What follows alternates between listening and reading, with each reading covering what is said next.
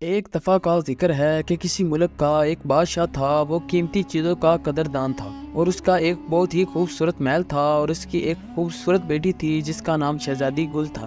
اور شہزادی محل کی سب سے حسین چیز تھی جسے دیکھ کر سورج بھی اپنی کرنیں چھپا لیتا تھا۔ ایک دن ایک غلام لڑکا جس کا نام جاوید تھا جال میں پھنسے ایک طوطے کو بچاتے ہوئے اس کی نظر شہزادی پر پڑی اور اس کا دل ایک بند چڑیا کی طرح تڑپنے لگا اور وہ شہزادی کو اپنا بنانے کا خواب دیکھ رہا تھا۔ اور پھر اچانک سے یہ سوچ کر افسردہ ہو گیا کہ جاوید ایک غلام تھا جس کی قسمت جنم لیتے ہی لکھ دی گئی تھی۔ اب وہ شہزادی کے لیے باغ سے پھول چوری کرتا، دن میں محل کے سوراخوں میں اس کی ایک جھلک دیکھنے کو تڑپتا رہتا، لیکن محبت نے اسے باغی بنا دیا تھا۔ وہ چھپ چھپ کر شہزادی کو دیکھتا۔ شہزادی ایک رات چاند کی ٹھنڈی چاندنی میں بیٹھی تھی کہ جاوید چھپ کر شہزادی کے پاس آیا اور شہزادی کو پھول دیا اور مسکرا کر وہاں سے چلا گیا۔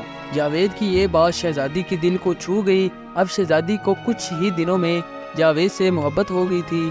اب جاوید کی محبت میں نہ ہی اس کو سلطنت کا لالچ نظر آتا تھا اور نہ ہی تخت کا غرور، بس ایک سچا مخلص دل نظر آتا تھا کہ اس کے لیے تڑپتا رہتا تھا۔ شہزادی گل اور جاوید کی محل کے حصار میں ان کی ملاقاتیں چوری چوری ہوتی، ان کی ہر سانس میں خطرہ چھپا ہوتا تھا۔ ایک دن ان کی ایک ملاقات بادشاہ کے کانوں تک پہنچ گئی۔ بادشاہ نے جاوید کو پکڑوا دیا اور ظالم سزائیں سنائی گئی، مگر وہ نہ جھکا۔ اس کے پاس کھونے کے لیے کچھ نہیں تھا سوائے گل کی محبت کے۔ اور دوسری جانب شہزادی گل نے بھی ہمت نہیں ہاری۔ اس نے اپنی ماں سے بھی رٹ لگائی کہ بابا کو سمجھائیں کہ سچی محبت کسی قید میں نہیں بند ہو سکتی۔ بادشاہ جو اپنی بیٹی کی خوشی سب سے بڑھ کر سمجھتا تھا، آخرکار جھک گیا۔ اس نے جاوید کو آزاد کر دیا اور ان کی شادی کا اعلان کر دیا۔ ایک دوسرے کے ہاتھ میں ہاتھ ڈالے ایک نئی زندگی کی شروعات کر رہے تھے۔ محل میں جشن منا رہے تھے، پھولوں کی بارش ہو رہی تھی اور آسمان میں خوشی کے شعلے بلند ہو رہے تھے۔ جاوید اور گل اپنی نئی زندگی کا آغاز کر رہے تھے۔ اب جاوید جو کہ ایک شہزادہ بن چکا تھا، جاوید کو تخت سونپا گیا۔ اس کے قدم جنت سے عرش پر جیسے پہنچ گئے تھے، مگر تخت کی ذمہ داریوں اور درباری سازشوں اور خوشیوں کا یہ سمندر زیادہ عرصہ تک نہیں ٹھہرا۔ جاوید ایک غلام سے شہزادہ بن گیا تھا۔ یہ بات محل میں باقی لوگوں کو کچھ ہضم نہیں ہوئی تھی۔ وہ شہزادے کو شہزادی کے بارے میں بھرنے لگے، جس سے جاوید اور شہزادی کے درمیان ایک خلل پیدا ہونے لگا اور جاوید اپنی عوام پر ظلم کرتا تھا۔ لیکن جلد ہی جاوید کو اپنی غلطی کا احساس ہو گیا۔ اس رات کو جب وہ لوگوں کی شکایت سن رہا تھا تو اسے ایک کسان کی کہانی یاد آئی جو اسے باغ کی پھولوں کے بارے میں بتا رہا تھا۔ کسان نے کہا تھا، بادشاہ جی، پھول صرف خوشی کے لیے نہیں ہوتے، وہ خوشبو بھی دیتے ہیں جو غموں کو مٹا دیتی ہے۔ ہمیں صرف پھول ہی نہیں، ان کی خوشبو بھی چاہیے۔ اس وقت جاوید سمجھ گیا کہ رعایا سے محبت صرف تخت پر بیٹھنے سے نہیں ہوتی، ان کا غم سمجھنے، ان کی خوشبو سننے سے ہوتی ہے۔ صبح ہی اس نے درباریوں کو مجلس احوال میں بلایا اور سب کچھ صاف صاف کہہ دیا۔ وہ اب ان کا بادشاہ بن کر نہیں، ان کا ساتھی بن کر حکومت کرنا چاہتا ہے۔ اور اس کے فیصلے میں شہزادی گل کا بھی ہاتھ تھا، جو رعایا کی خوشبو سننے کا فن خوب جانتی تھی۔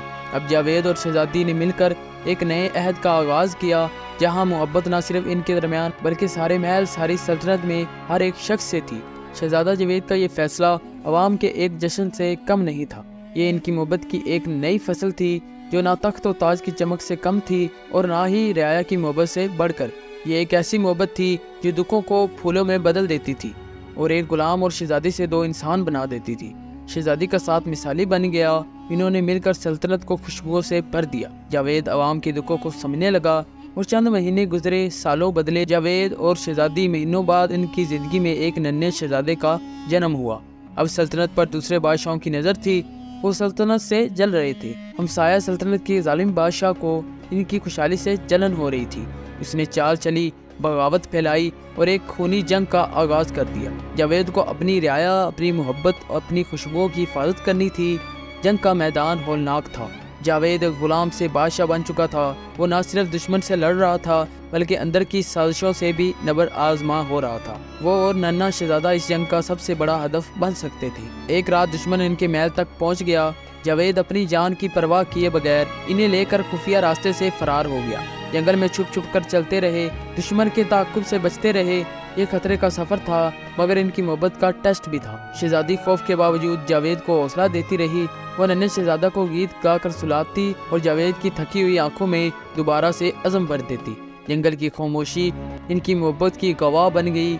जहाँ फूल न थे मगर खुशबू ज़रूर थी, एक हौसले की खुशबू, एक वफा की खुशबू। वहाँ जावेद ने अहद किया कि वो अपनी सल्तनत वापस लेकर रहेगा, लेकिन पहले अपने अंदर से बगावतों को हराना होगा। उसने साजिशों को बेनकाब किया, वफादार सिपाहियों को इकट्ठा किया और एक नई हिकमत अमली से हमले की तैयारी शुरू कर दी। और सिर्फ चंद हज़ार सिपाहियों के साथ मिलकर अपने ईमान की ताकत और भरपूर जज्बे के साथ दोबारा से किले को फतह किया और सारे गद्दारों को चुन चुन कर सूली चढ़ाया। सालों गुजरे, सल्तनत फूलों से जगमगाई और खुशबुओं से मुअत्तर हो गई।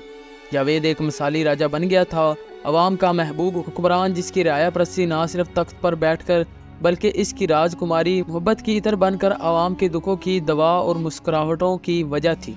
इनका नन्हा शहजादा, जो कि एक जवान शहजादा बन चुका था, जिसकी आंखों में वालिदैन की मोहब्बत झलकती थी और दिल में राया की खुशी का ख्वाब समाता था। ये तीनों अपने बाग में बैठे हुए थे, फूलों की महक फिजा में थरकती थी और परिंदों का नगमा।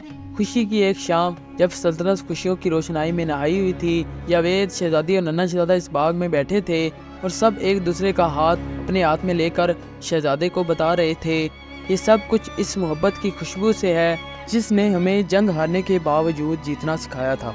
और ये खुशबू सिर्फ फूलों की नहीं, इस जंगल की भी है जिसने हमें पनाह दी, इन दोस्तों की जो हमारी मदद को पहुँचे और उन सिपाहियों की जो हमारे साथ लड़े थे। शहजादा, जो इनके पास बैठा हुआ था, बोला, पापा बताओ, क्या जंगलों में भी फूल होते हैं?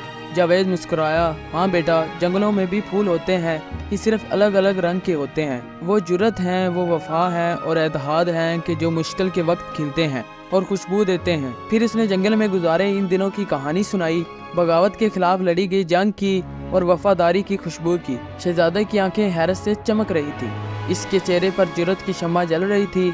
इनकी कहानी ये बताती थी कि मोहब्बत सिर्फ फूलों में नहीं खिलती, बल्कि मुसीबतों में भी अपनी खुशबू छोड़ जाती है और एक गुलाम को ना सिर्फ बादशाह बल्कि एक ऐसा इंसान बनाती है जो अपनी खुशबू से पूरी दुनिया को जगमगा सकता है। ये कहानी अभी ख़त्म नहीं हुई थी।